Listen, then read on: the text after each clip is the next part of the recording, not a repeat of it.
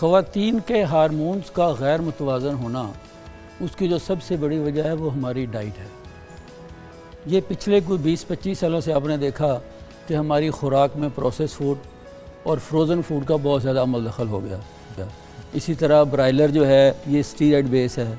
हमारा जो मार्केट में दूध आता है तकरीबन उसमें आप देखें केमिकल्स मिले होते हैं जी। तो ये वो जो मिलावट शुदा ग़िज़ा है, इसकी वजह से ख़ासकर हमारी जो नौजवान बच्चियां हैं उनके हार्मोन्स में तवाज़न नहीं रहता, और उस तवाज़न ना रहने की वजह से जैसा कि आपने कहा चेहरे पे बाल आ जाना,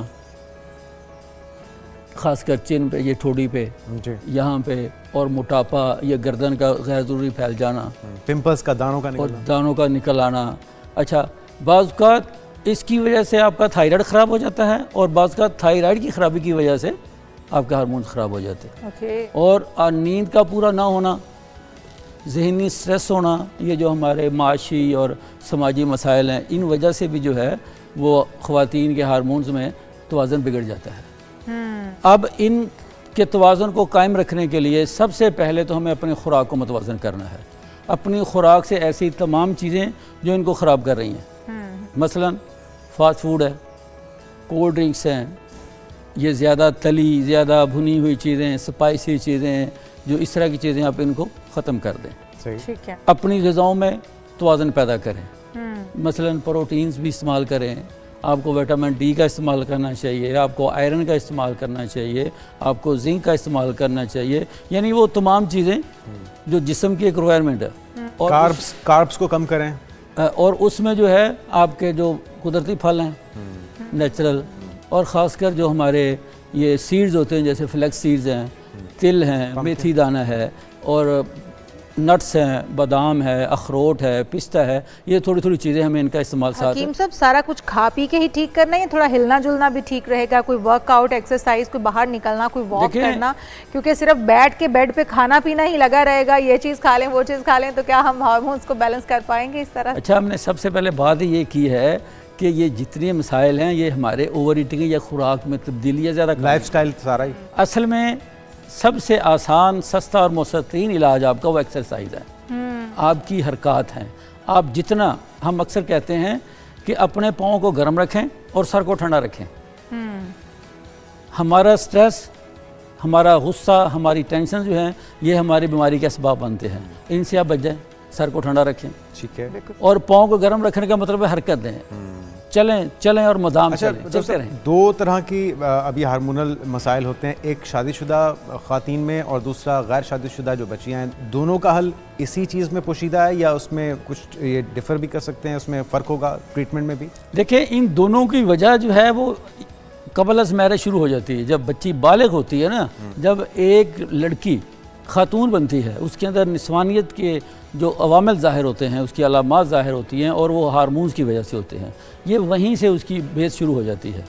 तो वो जब सिलसिला आगे चलता है तो शादी के बाद भी वही सिलसिला कहीं ना कहीं चल रहा होता है। तो उसमें एक तो आपकी ग़िज़ा है, लेकिन इसके साथ चूँकि देखें जो medicine just like a mechanic और diet just like a fuel. ग़िज़ा जो है वो हमारे जिस्म का ईंधन ज़रूर है, हमारे जिस्म की ज़रूरत है, हमारे चलना फिरना हमारी तवानाई का एक सबसे बड़ा सबब है। लेकिन जब जिस कोई ख़राबी पैदा होती है उसके लिए आपको मैकेनिक के पास ही जाना पड़ेगा। तो इसलिए आपको मेडिसिन किसी माहिर मालिज से, ख़ासकर जिस तरह के ख़वातीन के मसाइल हैं तो वो गायनाकोलॉजिस्ट से मेरे ख्याल बेहतर उनको कोई नहीं जानता।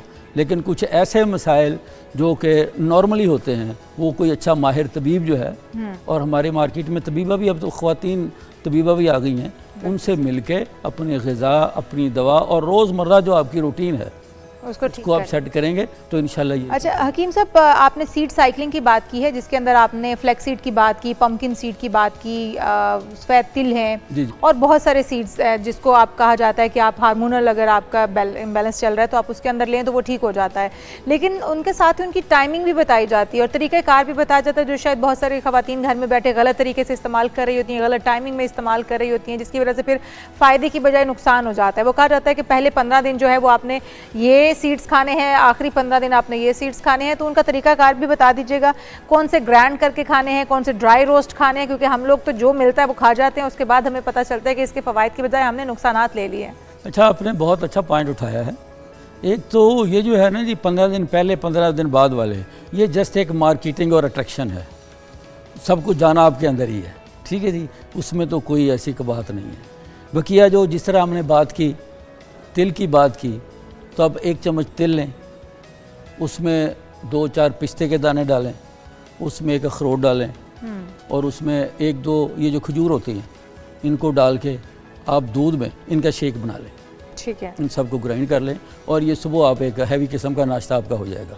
आप सुबह उसको नाश्ता करें, लेकिन इससे पहले आप जब आधा घंटा आप चले होंगे, आपने एक्सरसाइज की होगी, तो आपके जिस्म को ये चीज़ें रिक्वायर होंगी, आप इसका इस्तेमाल करेंगे तो इससे इंशाल्लाह एक तो आपके जिस्म की जो ज़रूरत है वो भी पूरी होगी, और जो इसके अंदर एक अल्लाह ताला ने अद्वियाती सलाहियत रखी है इनके अंदर, वो फिर आपका जो हार्मोनल सिस्टम है, आपकी जिस्म की दूसरी खराबी है, इससे वो भी दूर होगी। अच्छा, बच्चियों के अंदर आजकल पीरियड्स का कम या ज़्यादा होना या उनको पेन बर्दाश्त करना, ये मसाइल भी चल रहे हैं, तो उनके लिए भी क्या सीड साइकिल ही सही रहेगा या फिर हकीम से रुजू करना चाहिए, डॉक्टर से रुजू करना चाहिए, इंग्लिश मेडिसिन लेनी चाहिए या देसी नुस्खों पर आना चाहिए, क्या कहते हैं आप? देखिए, पीरियड्स में जो मेन किरदार वो खून का होता है, खून का, ठीक, और इसकी सबसे बड़ी वजह जो डाइट डेफिशिएंसी है।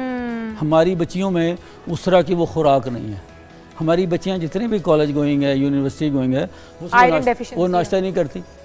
वो सुबह उठा, आपने एक ब्रेड लिया और साथ उसके चाय ली, चले गए और सारा दिन पढ़ती रही, चलती रही, फिरती रही और वापस पे, यानी वो जो डाइट डेफिशिएंसी है, और इसमें सबसे ज़्यादा डेफिशिएंसी वो आपके आयरन की है। बिल्कुल सही। जब जिस्म में खून कम होता है तो इसके लिए ज़रूरी है कि मेथी, पालक, आजकल जिस तरह आड़ू है, सेब है, अंगूर है, अनार है, ये वो फल हैं जिनमें आयरन की मिकदार वाफर पाई जाती है, आप इनका इस्तेमाल करें। और जो शादीशुदा ख़वातीन हैं वो डायरेक्ट शोहर का खून पी लें और वो भी अफाका देगा उन्हें? नहीं, लेकिन वो खून तो लड़ भी जाएगा, कड़वा होता है। अच्छा, इस ये जो आप बता रहे हैं, इस लाइफस्टाइल से, डाइट, मौसमी फल और सब्जियों से साइकिल को नॉर्मल किया जा सकता है? देखिए, हमारे जो जिस्म का सबसे मेन सोर्स है एनर्जी का, वो तो हमारी ग़िज़ा है। हमारी ग़िज़ा ये तय करती है कि हमने तंदुरुस्त रहना है या हमने बीमार होना है। अगर हम अपनी ग़िज़ा को प्रॉपर कर लेते हैं, मुतवाज़न कर लेते हैं, अगर हम एक मुकव्वी ग़िज़ा जिसमें तक़वियत देने वाली चीज़ें होती है अगर इस्तेमाल करते हैं, तो जिस्म को तवाना ही मिलेगी। जिस्म की वो कमी जिस वजह से ये इशू पैदा हो रहा है, वो जब दूर हो जाएगा तो इशू ख़त्म हो जाएगा। बिल्कुल सही। अच्छा हकीम साहब, इसी के साथ जुड़ा हुआ PCOS, PCOD, ख़वातीन का प्रेगनेंसी ना हो पाना, बहुत सारे मामलात इसके साथ मज़ीद भी जुड़े हुए हैं, तो उसके लिए क्या तरीका इलाज हो सकता है, क्या सजेस्ट करेंगे आप?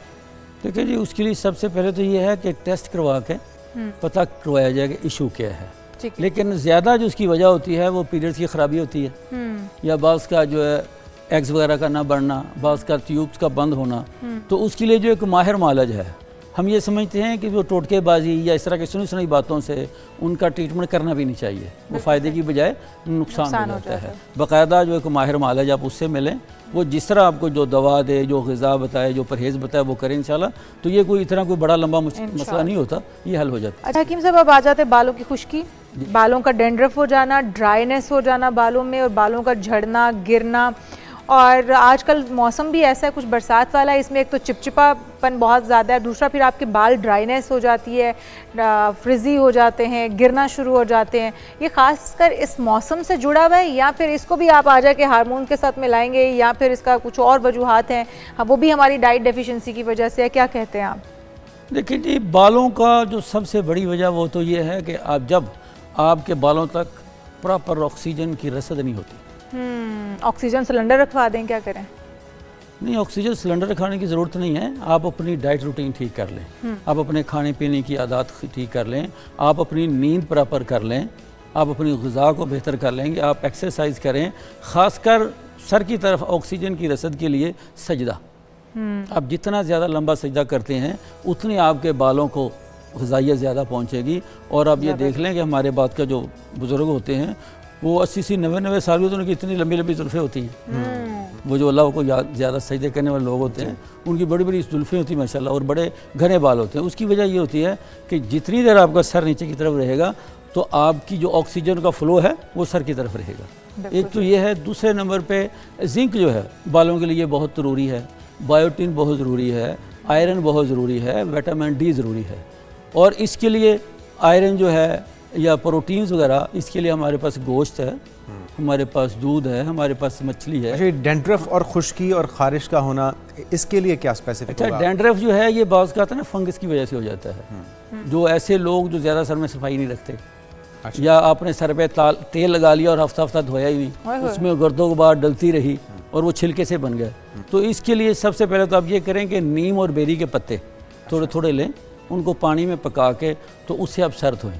उससे वो जो खिरंड से है ना, वो जो अंदर जमी हुई सिकरी है या खुश्की, वो जो मुवाद है वो साफ़ हो जाएगा। ठीक है। उसके बाद आप ये करें कि 1 पाव नारियल का तेल लें, उसमें 20 ग्राम आंवले का पाउडर, 10 ग्राम मेथी दाना और कम से कम 10 से 15 पत्ते तेज़पात।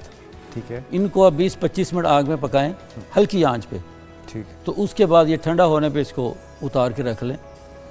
बेरी के पत्ते और नीम के पानी से धो के सर, उसके बाद ये वाला ऑयल हल्का हल्का 10-15 मिनट ये उंगलियों के पोरों से आप सर पे मसाज करेंगे, तो इंशाल्लाह ये हफ्ता 10 दिन मुतवातर करेंगे तो आपका वो जो डैंड्रफ का सबब है वो भी ख़त्म हो जाएगा, डैंड्रफ बढ़ना भी बंद हो जाएगी और बाल के जितने मसाइल है वहाँ पे सर में वो इंशाल्लाह ख़त्म हो जाएगा। बाल लंबे घने और ये उसमें बिल्कुल रौनक रीग्रोथ आएगी, है। वो आएगी रौनक। रीग्रोथ भी हो जाती है, ये पॉसिबल है? देखिए सर, ये मेरा ख्याल है कि ऐसे खाम का दावे करने या वो लोगों को ट्रक की बत्ती के पीछे लगाने, प्याज का तेल या पानी? सर कुछ भी नहीं होता सर, कुछ अच्छा, अच्छा। तजर्बा वो कंघी है इंसान के हाथ में उस वक्त आता है जब सर पे वो क्या कहते हैं बाल नहीं रहते। हकीम साहब, हमने तो देखा है इतने लंबे लंबे वो इश्तहार चलते हैं, फ़ला तेल लगाएं, आपके बाल जड़ों से यूँ नीचे आ रहे हैं, बाल पाँव तक पहुँच रहे हैं, और हम उनके वीडियोस भी देखते हैं तो हम तो बड़े इंस्पायर्ड होते हैं कि भाई हम लोग ये करेंगे अगर तो शायद हमारे भी बाल लंबे हो जाएंगे। तो इसका मतलब ये है कि जो मर्जी आप नुस्खा आजमा लें, जो मर्जी आप कर लें, आपके बाल जो है जो दिखता है जो दिखता है वो बिकता है। देखें बिलो 30-35 अगर किसी बीमारी की वजह से, मतलब डाइट डेफिशिएंसी की वजह से हो गया या हार्मोनल इम्बैलेंस की वजह से हो गया, जब वो मसला हल होगा तो आपके बाल खुद ब खुद, उसके लिए आपको कोई ट्रीटमेंट करने की ज़रूरत नहीं। जब अंदर से आपकी सप्लाई पूरी होगी वो रीग्रो हो जाएंगे, वो रिस्टोर हो जाएंगे। लेकिन जो एक प्रॉपरली ख़त्म हो गए हैं तो उसके बाद उसके लिए कोई दावा करना, हम छोटे छोटे होते थे ना जी, तो एक जूते का इश्तिहार आता था, योगो हाइट, कद बढ़ाएं, उसकी एड़ी इतनी ऊंची होती थी कि वो खातून 1.5 इंच बढ़ जाता था। अच्छा, उसके अलावा उसके अंदर कोई कद बड़ा करने वाली साइंस नहीं थी। तो ये असल में स्टंट है कारोबार के। आप देखते हैं लोग बैठ के वो कड़े बेचते हैं, अंगूठियाँ बेचते हैं, भला इन चीज़ों का क्या ताल्लुक है? ये हमारा रीजन माशाल्लाह एक ऐसा है कि ये ट्रक की बत्ती के पीछे बड़ी जल्दी लग जाता है। हम लकीर के फ़कीर लोग हैं कि जिस तरह किसी ने कोई लगाया, वैसे कहते हैं कानों का कच्चा होना, तो वो उसके पीछे लग के नहीं हम चल पड़ते। अच्छा, थोड़ा सा हम जो स्किन के ऊपर आ जाते हैं, नहीं देखते। हकीम साहब स्किन के ऊपर आ जाते हैं। स्किन का भी आजकल के सीज़न के अलावा भी हम देखते हैं कि बड़ी स्किन ड्राई हो रही होती है, पैची हो रही होती है, स्किन डल हो जाती है गर्मियों के सीज़न में स्पेशली। तो क्या वो भी डाइट ही बेहतर करना होगा? डाइट तो हम बेहतर कर भी लेंगे, लेकिन ऊपर क्या उसके अप्लाई करना होगा, क्या लगाना होगा कि हमारी स्किन जो है वो भी खूबसूरत चमकदार हो जाए, ग्लो करे? उसके लिए ना जी मेथी के पत्ते, मेथी के पत्तों को बारीक पाउडर कर लें। ठीक है। और जितने मेथी के पत्ते का पाउडर है उतना ड्राई पत्ते ड्राई, उसी में उतना ही मजीठ एक लकड़ी होती है, जड़ होती है। इन दोनों को हम वज़न आप ग्राइंड करके रख लें, तो एक एक चुटकी लेके कच्चा दूध, खालिश दूध हो, इसमें इसका पेस्ट बना लें उतना जितना का आपके चेहरे पे लगे पूरे एरिया पे। ठीक है। ये पहले दिन से आपका ये जो जल्द का ढीलापन, ये झुर्रियाँ, ये बेरौनकापन, ये पहले दिन से, रात को लगा के सोएं, सुबह आप धो दें इंशाल्लाह, पहले दिन से आपको पता चलेगा कि आपने कोई चीज़ लगाई है। ये बड़ी ज़बरदस्त। तो बस हकीम साहब आपने हमें ये पत्ते भिजवाने हैं पाउडर की फॉर्म में, ताकि हम जो है ना वो जुनेद और मैं अपने ऊपर तो अप्लाई करें। सही बात है। और फिर उसके बाद हम आवाम को मशवरा दें। तो पहले बड़ी शाइनिंग, नहीं वो मेरा नाम लेके बेसिकली उन्होंने खुद ही अप्लाई करना है, खुद की लेकिन मैं ख्वाहिश आपके बता रही हूँ कि आप भिजवा दीजिएगा। तो